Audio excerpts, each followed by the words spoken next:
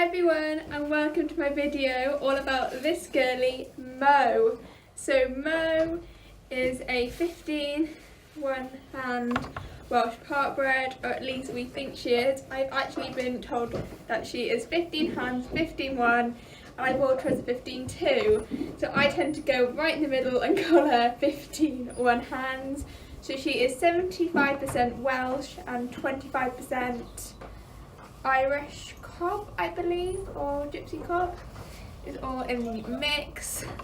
I've owned her for 3 years and I took her from a riding school reject to winning a championship. So keep watching and you'll find out all about our story together. So let's start right at the beginning from when Mo was first bought from the dealer. So this is before I bought her. I'm very fortunate to still be in touch with all her old owners, and very kindly the first dealer that bought her sent me these pictures when I first bought Mo of just how much she brought her on. So as you can see, she was in pretty rough state when she got her, and she did get her looking like a proper horse. And then she was sold onto a riding school for 9 months until they sold her to the dealer I bought her off, who only had her in for a month, and pretty much advertised her straight away. So a fun fact about me when I was looking for a horse was that at first I did not think a lot of her at all. I didn't think she was at all what I was looking for in a horse. I was quite set on getting a warm blood sport horse schoolmaster to kind of teach me the ropes a bit more and get me more confident. And Mo was very much a green cob. However, I do love a black Welsh mare. So after a month of keeping on going back to her ad, I decided to book a viewing. I think I was actually the first person to actually view her. However, I absolutely fell in love with her personality and how good she was, and we put a deposit down that day and she came home a week later. So when she came home straight away, we got the farrier, the dentist, and we had the saddler out. And as I doubt she'd had a saddle fitted to her at all in her entire life, and I doubt she'd seen a dentist either, and her teeth and her feet were in quite a state. And then I straight away booked a lesson with Sarah Thomas, Hands on Horsemanship, who, if you're in the North Wales area, I fully recommend her if you're having problems with a horse or just want to gain some more confidence or just do something a little bit different. She is amazing and will really help you bond with your horse and get through any issues you're having. So I went initially to help me and Mo get used to each other with the groundwork. However, a few months later, we started having problems with her mounting. She was just basically reacting, putting her head up, switching her tail, kicking out, doing little bucks every time I got on and off. And so we thought because it's off, it couldn't be her being called back. So we mentioned it to Sarah, and she said get the chiropractor out. Turned out her pole, 2 front feet, and pelvis were twisted quite badly, hence why she was reacting this way, and probably hence why she didn't like her rug being put on and taken off as well. However, as you can see from the video, we managed to sort this by basically just doing the rebacking, leaning over her, showing her it's not going to hurt her, and using her sweet itch as a tool with scratching, which definitely made a difference. So once this got sorted, I had been riding her lightly at home, but just kind of still getting to know her. And then by the end of the summer, I started to aim us at our first competition. So this was a small show. It started December, so it gave us 3 months to get her sorted and going.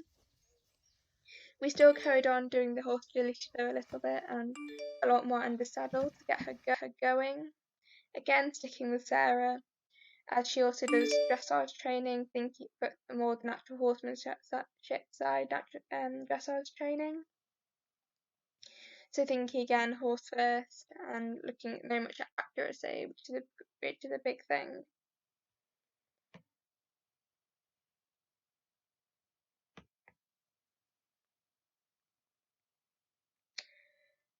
So then after hopefully a bit of progress, she started to really come round and enjoy her dressage, and there was definitely improvement. I started to trust her more and came to our first show.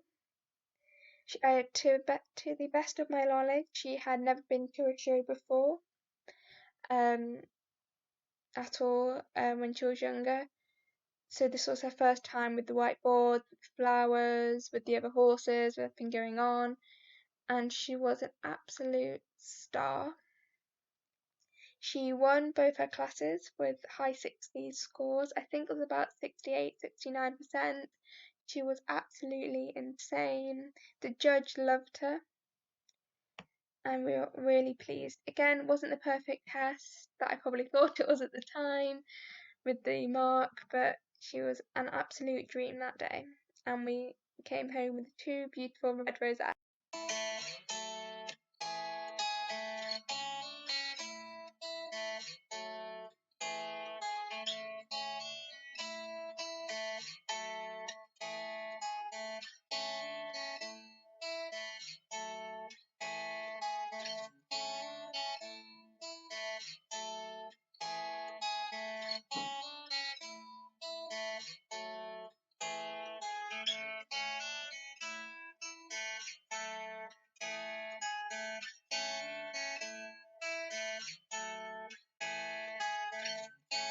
Red rosettes.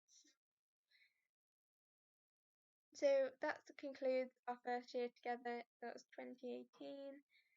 Not much happened, but a lot at the same time. It was more the little things that kind of built up to me trusting her, which was a big thing for me after the problems I'd had with my previous pony. And I think this video at the end sums up how much we did fall in love with her personality, with her scratching my dad's head. This went viral on Facebook when I posted it on lots of groups, and it was just so lovely to see it always had that bond and trust with her. And she was definitely appreciating the one-to-one home. So after that first set of wins, I decided that it was time to step up a level, and I decided to aim her at the Trailblazers National Championships. So this is the first round qualifier. I won't bore you by putting the whole video in, as it is on my other YouTube channel, which I'll link below. But as you can see, this arena was a lot busier, I'd call it, than the other show I went to. There was a cafe with people in, there was more signs. So she did have a few spooks. She did find the cafe quite scary at times. But we did still manage to win again, both the HOA and B, with similar scores. I think they were both at 69%, both wins. So not only did we qualify, but we also won, which was an incredible experience. Again, it was so lovely to see the judge absolutely loved her, and it really set me on the right track to hope to qualify to go, which is something I had never aimed to do before. I had never thought of it until we had these wins. It was an absolute incredible thought that I could get her to a national championships. So here we have her standing there with beautiful rosettes. So then I took her to another show at the same venue as before, but unfortunately she stood on a nail in the car park and had an abscess, which meant a month of box rest. You can see there. After the vet came, that was the outcome. Not nice. We'd never had a horse with an abscess before, so it was a bit of a learning experience. But she was a very, very good patient, and we gave her lots of treats to try and keep her occupied. And as you can see here, she was very, very eager to go back in the field and be with her buddies, as I had to keep her in for a whole 4 weeks, which she wasn't used to, and I don't think she particularly appreciated. But she had a proper good run around afterwards, and after it definitely healed.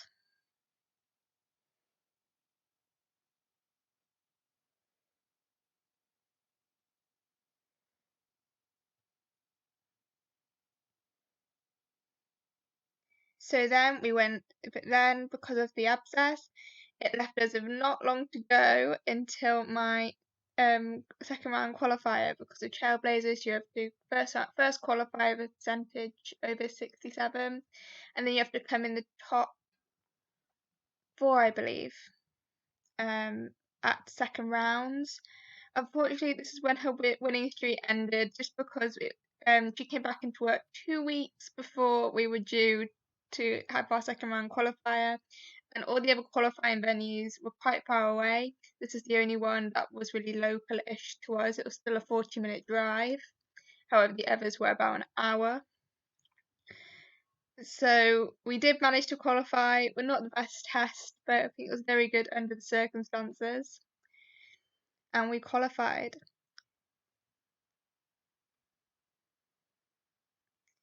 So after this, I had to focus on my first year A-level exams. So we didn't do much, although we did start jumping. As you can see, she very much enjoyed that, showing off all of her scope over these tiny jumps. Because as I wasn't the most confident jumper, it was something I wanted to do more of. And you can see I have a jumping lesson. Again, her canter was still extremely weak. It wasn't something I'd worked on particularly. So I did focus very much on the jumping from trot, just getting confident before we tried the canter. Oh god, I remember that. Yeah, that wasn't good. But it was really nice. I rode her a lot more this year, and really, this is the year I really felt we really came on as a combination. As we had the trust, we had the partnership, and it all came together. And this was our first ever combined training. I think it was intro B and 50 jumping. So it was just to try and get her used to a different atmosphere. This was like her 4th show. They had a loudspeaker in the jumping, and it was just about, we left the arena there. It was just about trying to get more experience under our belts, trying to get her new places to prep her to go into Stoneleigh Park in the months to come. I think the ground was a bit slippy as well here, but as you can see, this is my first ever jumping round on her at a competition. Hence why it's not the best thing in the world, but again, I don't think she'd ever done a jumping competition either, like gone to a venue and just done a round straight off. So a big learning curve for both of us. Again, the jumps are tiny, but for me, this was a very big deal with my confidence. As you can see, she was a very good girl, as always. And it was quite a big thing as well because the speaker system was extremely crackly. And it was extremely good to just get her out, get her to a new venue, more than one arena, get things going on, lots of horses around, even though it's still a small event. I'm still going. So this, I believe, was after my AS levels because I'm in Wales, hence why I was allowed to go, but I hadn't had a proper lesson with Sarah, who I was still training with at this point. It would have been for a few months. Because my dad basically prevented me, said he refused to take me because I had to concentrate on revising, but I still train Mo from at home. So, coming to the last jump in trot again. So overall, I think we got something like 71, maybe 72%, and we came a lovely second place to a friend of mine who we did beat later this year. So then came to a local show where I completely let her down. It was ridden showing. I did a working hunt around, which I've not included for a reason, and I did I think it was family pony / horse I did. So the working hunter, she jumped clear despite me riding appallingly. I was so nervous because I was told the course would be quite basic, and it was still basic, but it was more than I thought it was going to be. However, Mo, I've got to admit, looks very good, and I really feel like I let her down, and it is on my list of things to do to go back to the show and try not to show her off as much, and give her a better ride than I did on this day. We still placed 6th because she jumped clear. There was about 20 people, 25 people in the class, but no one could jump clear. Mo somehow did it, despite me. This was also the first show I canted. There was a canter element in, because I'd only done the intros, because that is what I qualified for at Trailblazers, was the introductory level. But I hadn't ever done it at a show, at a competition before. So again, this is quite a big deal for me. It was a perfect show really to get used to Trailblazers, because not only there was 5 horse rings, and then plus the other stands on the other side of the fence behind where the camera is. So lots going on. Again, a crackly loudspeaker system. You actually had to walk over like a black hump hiding the wire to get over through the fence, like to get to the rings. So that was also fun. But it was just a great experience for her to go. Again, probably not done anything like this before, and I completely showed her up. But she did really, really well for her, and a great experience for her. Again, I'm not actually a ridden showing rider either. I've never really done a ridden showing. So another thing I did was I go to the beach. I went with a friend of mine who gave us a lead on her little pony, and it was great fun. The only thing that set off was the jet ski that went past, but her pony wouldn't go in the water, Mo went in the water as well, and my friend's the one who took these incredible photos for me of her down on the beach for the first time. And then Trailblazers training really kicked in with Sarah, and full credit to Sarah, she really helped me out. You can see here the training we were doing. Again, it's not perfect. She'd been really only began schooling less than a year ago. She'd done 5 shows, and she was going around like this. And bearing in mind I was told she couldn't do dressage, I was very impressed. I also got my Save Our Spaniels saddle pad that my rescue dog is from, to try and help them. And this is the picture showing the state of the trailer to try and get down there, as we only had a car and trailer. So we arrived in Stoneleigh. It's a 3-hour journey, her first ever time leaving Wales, to the best of my knowledge, and she was happy as Larry in her stable. I was honestly so impressed with her. She was quite happy, just settling down. Her head collar broke the day before, so we bought a brand new head collar from one of the stands. It was her Lemuel one. I was heartbroken. And then I didn't get the first test on film, which was so annoying, as it was actually her best test. The judge absolutely loved her and loved how accurate I was riding, thanks to Sarah's training. However, I think there's a huge improvement from just the tests 6 months prior to the show. I mean, look at her in the atmosphere. She's just concentrating. There were 6 rings. The first day we were there, she spooked at the flags above that were quite tall. Ironically, bearing in mind she'd done flag training with Sarah, but she'd just never seen them that high up before. But she came in the next day and was just a superstar. Didn't bat an eyelid, just got on with it. I screwed up on the first day as well. Again, ironically, with it being our best test. I got my number wrong. If you go to national championships or you have a number, just check your number before you go down to the arena. I screwed it up and I had to run on foot to the car to get my spare number, as I didn't bring it down with me. Again, if you've got someone with you on the ground, I would fully suggest getting them to bring your number. And that was the comment the judge gave. I thought I put it in because it was incredible to have that comment. And the most incredible thing from Trailblazers was the fact we got placed on every single day. So not only did I aimed to get 2 plaques and a rosette, which you got for just turning up, and we got 3 rosettes, 2 8s and a 6th for placing on every single day. No, 2 6s and an 8th it was. As you can see, she's so chilled, so happy. It's a 6th ever show. I was in tears every day because I was so proud of how she was doing. I couldn't get over how grown up she was and just how much she took it in her stride. And I talked to other people about it, and they couldn't believe it either. She really did me proud that day, and her old owners.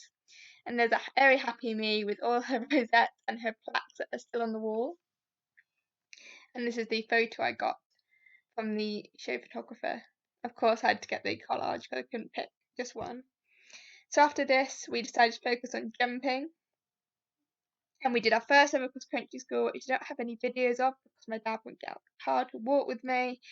Therefore, we didn't get any videos. However, this was some jump training.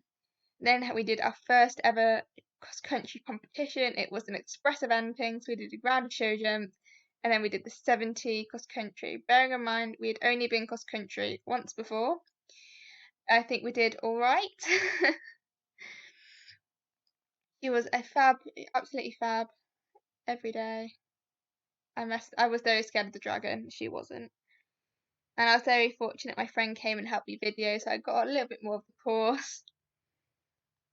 Just going back to Trailblazers, again, a huge shout out to Sarah Thomas, who actually video called me in the warm up for each day. So it was 3 days of competition, and she video called me for 5 minutes every day just to make sure that I wasn't going to screw it up.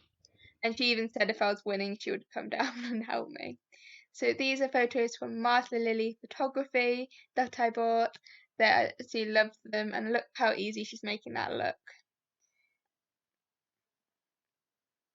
So then we went back to Sarah finally, as I got banned from lessons because I had so many leading up to Trailblazers. So this is the end of the summer. Again, I wanted to focus on jumping, but which Sarah did.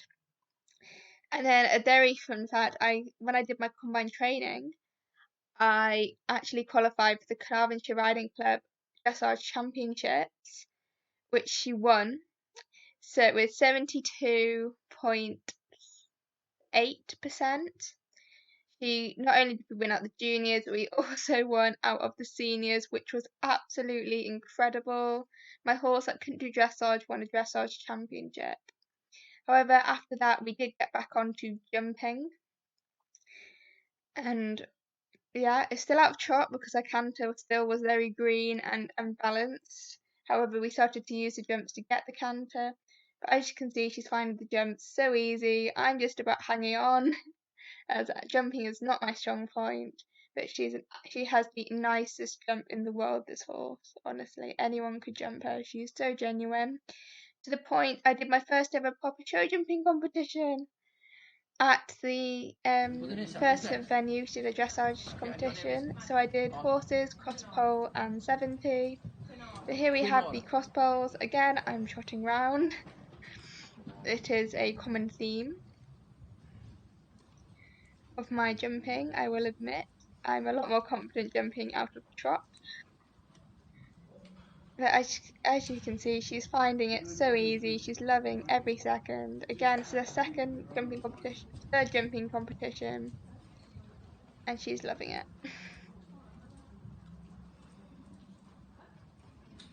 And what was really nice about this is that the people who run the venue knows me quite well. Because I've been dressage competitions. I did there since my second ever one. I did my first ever one at Naylor. And this is Bryn Drew. Again, a lovely atmosphere. And then I believe that was clear, so we got to the jump off. So again, we are trotting around the jump off. However, we did actually place second, even though we trotted, because we took extremely tight lines. And what was quite nice is that some people did try and copy my lines, and they failed miserably. However, I do feel like that line I could have taken some time off. But then, yeah, nice clear.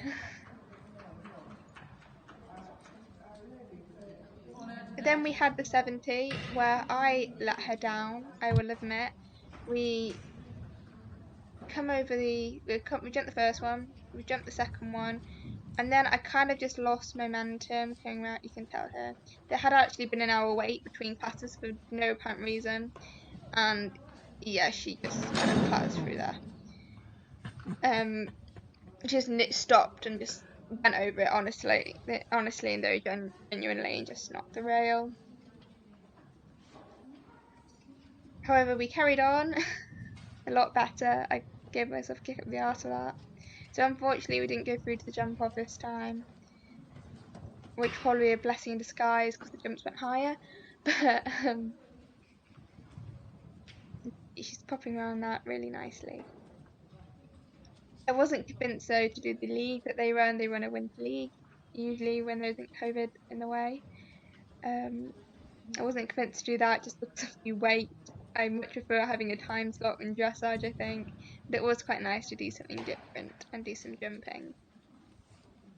So to finish the year, we decided to go back to our dressage roots and do our first ever prelim and entertain some people. So I really struggled with my canter, and what didn't help was not having an arena at home. So I could only work on the canter still on at lessons when I hire an arena. But I hope this is entertaining for you guys. The fact that she almost leaves the arena. X and A working. The judge almost scribbled out right. our whole test sheet, which was fun. But as you can see, this is why I didn't want to jump from my canter. It's just very big and unbalanced. It's great, but also not so great. I think we got like 64 in this test or something. Not a finest moment, but we still won the intro. Between X See, that and transition C, was a lot better on the other rein, which was very nice. We learnt from our mistake. So her trot work was still good. It was just really the canter work she was still struggling with, and still really does today. But this was definitely a step in the right direction. Between B and M, working trot. So that brings us to 2020. Started out normal. I was busy with my A-levels, but I was still training once every week at Sarah's and keeping Mo going, concentrating on that canter work, trying to get those higher marks. I'd also bought a dressage saddle at the end of last year, which I was extremely excited about to train with. I got an Albion style and I absolutely love it. Would highly recommend. Please sponsor me, Albion. So these are some of our clips from training, and it was going quite well. It was going okay, I'll say. We were hoping to get Mo back to Trailblazers in 2020. So many plans, so much did not happen. And some of these pictures are actually from the day I forgot my bridle. It was extremely windy, and Sarah, instead of lending me a bridle simply, she gave me a halter and rope and said ride around in a halter and rope. So somehow I managed to get her in an outline and going quite nicely, though it was slightly terrifying. We didn't canter for some magical reason. We just did walk and trot, but it honestly did work quite well, and I was quite surprised with how good she was, as I had ridden her in a head collar before, and it had not gone well. She just didn't really listen a year before when I had tried this. But as you can see, she was going pretty well, pretty nicely. I was quite impressed with her. Everything was looking great for the year ahead. Cantles coming on. We had a brand new matchy set in black currant. Still going a bit like a motorbike, but again, work in progress. And this was from a arena hire, so this was just before I've been locked down. We hired a local arena with a brand new set of show jumps, and we went around. I'm still trotting, but we're doing much more canter. There you go. I can get completely left behind as per usual as she takes a stride out. But again, this day was quite good for us. As the jumps are small, I gained quite a lot in confidence. Again, this is the first time I'd really hired an arena to go. Actually, the first time I've hired an arena non-stop, full stop. I'd always had lessons rather than hire an arena just for my own use. But we thought, let's go ahead and do it. And I took her to the beach for the first time, and she was an angel. And she absolutely loved it, and it was an amazing experience. So then lockdown happened. We couldn't really do a lot. And then when lockdown lifted, I had a jumping lesson working on angles and jumping 90 for the first time. We did jump that clear at some point, I'm sure. So once restrictions lifted, I did carry on riding, but I just didn't jump. So once restrictions lifted, I did some jumping, and I booked a jumping lesson with Heidi O'Brien. Again, I highly recommend her. She's amazing. And this is my first time ever jumping 90. So what she tends to do with me is she'll set the little ones up and then set a huge one up just to scare me to death. Because why wouldn't you? So this was one of our lessons. Because she's about an hour away from me, I only have lessons with her now and again. but highly recommend. So she's going quite nicely there. We are jumping canter, see how that's how I think with lockdown it really showed for us. We just gained in confidence. Unfortunately, we did stop training with Sarah. It was just a case of I did start training with a more local trainer to me, and it was a case that she was more local and it was more cost effective at the time. And then what I wanted in a trainer kind of changed. I got more confident. I wanted a trainer that would push me more. So I went to Debbie Youngson, and you'll see later I changed trainer again. But again, no discredit to Sarah, it was just the time. So through the summer, we did more cross country at the local trainer. She had small cross country fields, really got our canter work down, and had a great fun. So this is one of the logs that she has in her field.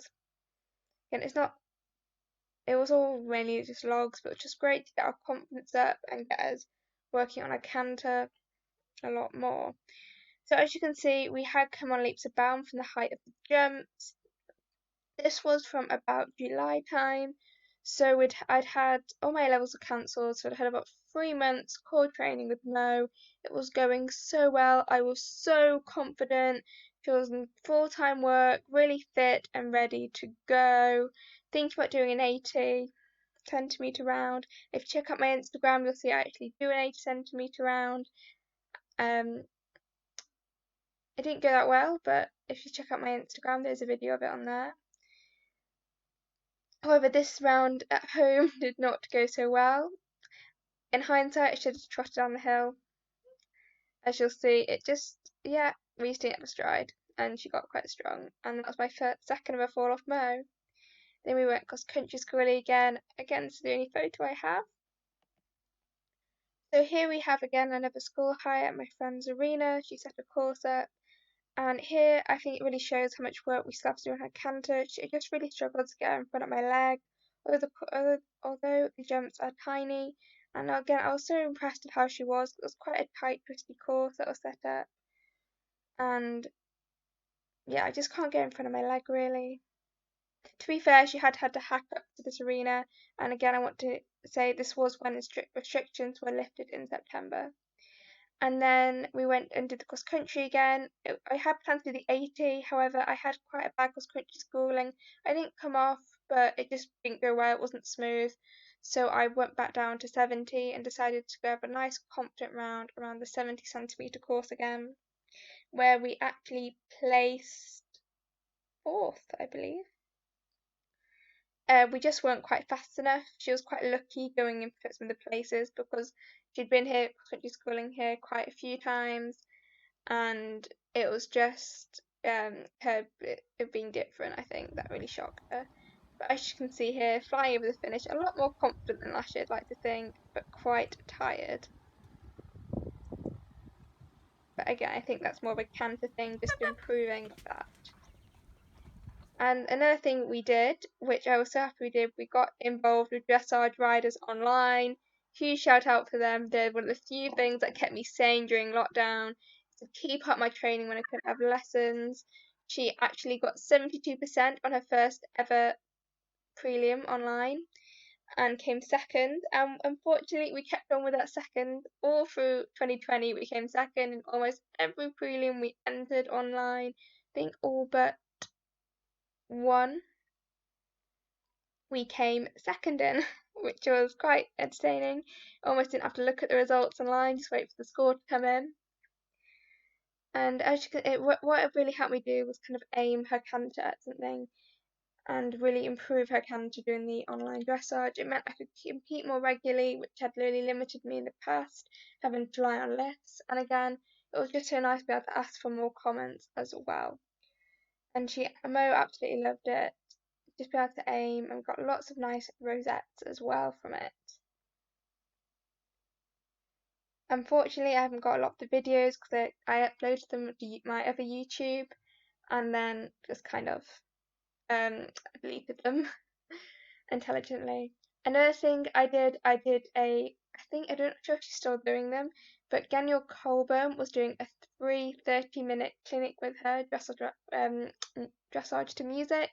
It's something I'd never done before, and she did send me a floor plan. I just don't think we were quite at the level for it.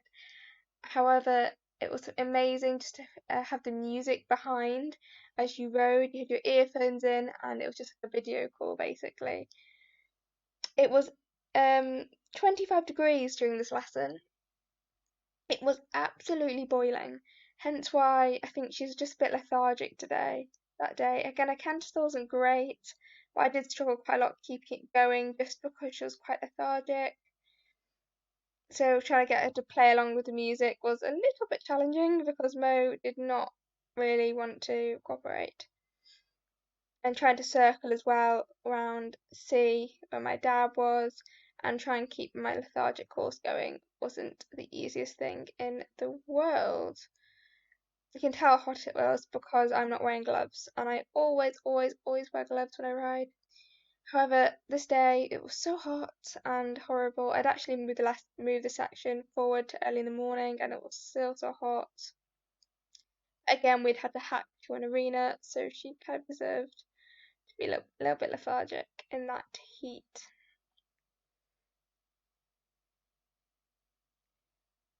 So more videos of us going around there. So this was something really nice due to the COVID pandemic that she did. So many of us couldn't do anything, so it was so nice for us to do these online clinics for everyone. And I just found it really nice as something different to do. Again, I literally had a horsey summer with all my A levels being completely cancelled. I didn't go anywhere, I just had the horses, I didn't work, it was great fun. And I think Mo really benefited from it as well, which was lovely. So, Dressage Riders Online also gave me the opportunity to try a novice because the novices are slightly easier, I find, on with the Dressage Riders Online format. So I think this might have been a dressage island test I did first. However, I quite wanted to do one for quite a while as I'd been doing intros and prelims for so long. I really wanted just to step up a level, and I talked to my trainer who I had at the time, Debbie Youngson, and she said it was definitely possible and something we could do um, for where we were at. So we entered this one. I believe this was our first one or our second one. Her scores went from 64% to 66% to our last one, which is on my YouTube channel, which it's my favourite thing to watch, but we got 68% on a novice. I mean, what more can you ask from a horse? So this was, yeah, so I was so impressed with how she did with these test levels. The judges loved her walk and trot work that was kind of already at novice level. It was just canter she lost marks on, and not by much. I'm really sorry this video looks so strange. My dad managed to film the entire test in slow motion pretty much. I sent it in that way as well, which I didn't realise at the time. So I'm sorry it looks a bit weird. It was kind of the best I could do without it being ridiculously slow. I'm not sure how he managed it, I'll be honest. He's also managed to put it in time lapse before now, and he's realised like a minute into the test. So here you can see her posing beautifully with her fourth place rosette with her novice. So I also changed trainers at the end of the summer. I'd really felt that Mo had kind of taken a downhill turn. We did that novice and then we kind of went downhill in the way she was feeling, and I felt like I was changing my riding because of it and using my hands too much, and it just wasn't working or clicking as well as it had been. So I changed trainers because it's someone I meet to Anita Jones. I trained her with her before Penny and absolutely loved her. However, she hadn't had the availability to train me in the past. However, she's an amazing dressage trainer and an amazing rider, and I'd highly recommend again.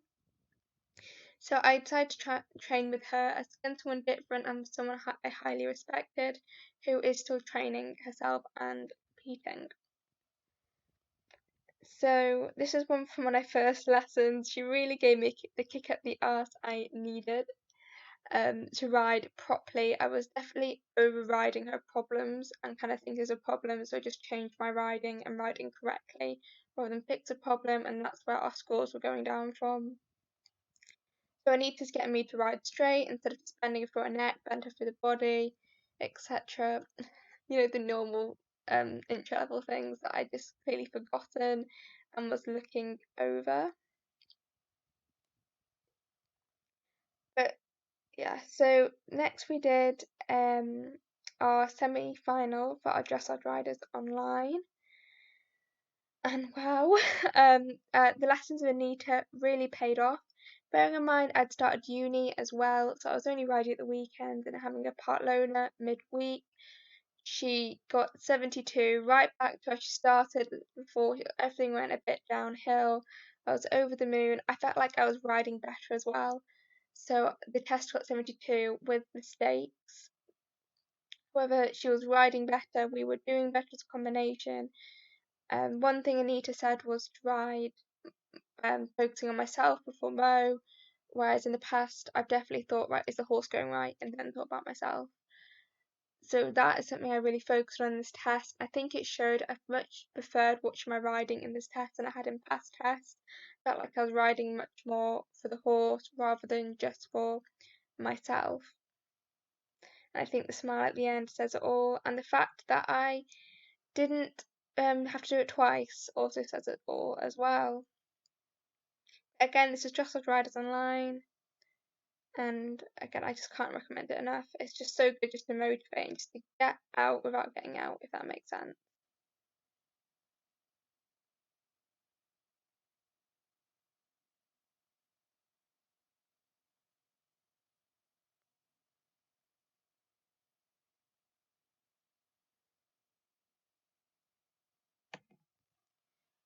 So this was our Dressage Riders Online test.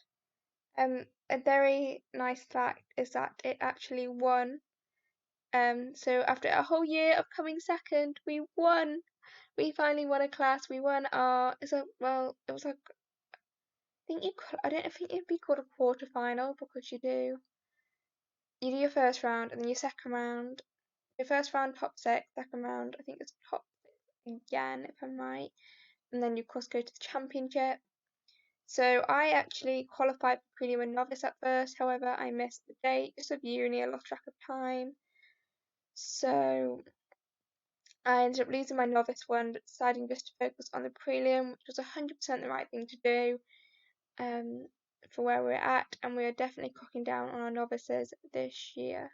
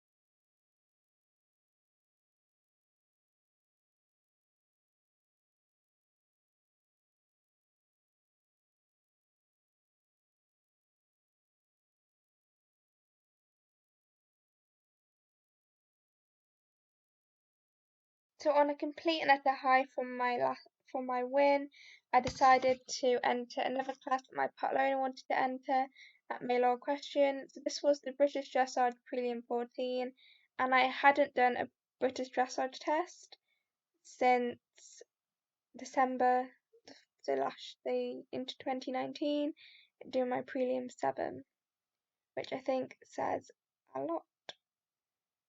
I had done a Prelim 7 during the summer during the combined training combined training event, where I placed second, I believe, again. And then I finished the year, I did another jumping lesson. I had jumped a lot better than this, however then Heidi put up an 1-meter wall for me to jump, which absolutely terrified me. I had jumped a grid but I'd almost gotten to 1 meter. So back with me, a lot of our 2021 journeys on my Instagram. If you head over there, you'll be able to see more pictures. So I thought I'd just talk you through what we have done so far this year, because it isn't actually a lot. So of course Christmas in the UK we went back into national lockdown, which meant no more lessons. However, I was very lucky to have one at the end of January. So we managed to get back to lessons. However, I had my semi-final for Dressage Riders Online in December. Is it January? So I did my semi-final and we got 70 just because we hadn't really had a lesson to give me the kick up my arse that I probably needed. So then it was final time in February, so I managed to get a lesson in, I got lots of schooling in, and then the snow hit, so they put the deadline back 2 weeks. However, I just felt like Mo really could do with a break. She's a very genuine mare and will always try so hard, and it's one of the things I absolutely love about her. She just tries and tries and tries for you, and she really appreciates the home she has now, I think. With her being not really having a private home before, she really does appreciate the home she has now. So she felt like she needed a holiday, so I stuck with the first deadline and I recorded my Dressage Riders Online test for the championship, which again is on my Instagram and on my other YouTube, so go check that out. And we got the result. It wasn't a result I thought we deserved or the result I was expecting. However, that's what you get with shows. It's one of those things. And so I got that earlier this week, the result. And she's been on holiday now for 3 weeks, I think. So she's due back in work next week after a month break. Hence why she is so scruffy, because she has just been living her best life. She does have sweet itch, so usually she's fully rugged. Whether because it's been like March and it's been quite cold, I've just kept a rug off her as her clip's quite long, so she's easily warm enough. So she's been absolutely loving life and really enjoying a break, I think. Romping around the field. If you go check out my Instagram, you'll see a great more videos of her running around the field, extremely happy and pleased with herself and having a break. So I hope you enjoyed this video and learning all about Mo. Quite often I get asked what are my favourite things, what are my aims with my horses. So my favourite thing with her is her temperament, how genuine she is, how easy she is to do with everything apart from clip. She hates to be clipped, but she's just so easy to do, so genuine. She honestly tries and loves people. And also her little seahorse on her head, I absolutely love as well. Aims is going to be get around an 80cm course. And maybe a B80, it's something I really want to try. However, I don't know how. I need to get confident basically and get her around it properly. I don't want to enter unless I think we're going to nail it. And hopefully get around maybe a 90cm show jumping course and just kind of get more confident with my jumping. And dressage, I would love to get her to elementary. It would be that would just be amazing if I got her to elementary. She's currently just about novice, starting novice again. As she did do a few novices last year before we went a bit more downhill. So it would be amazing if we got her to novice. So thanks for watching again. Don't forget to like, comment and subscribe. Bye!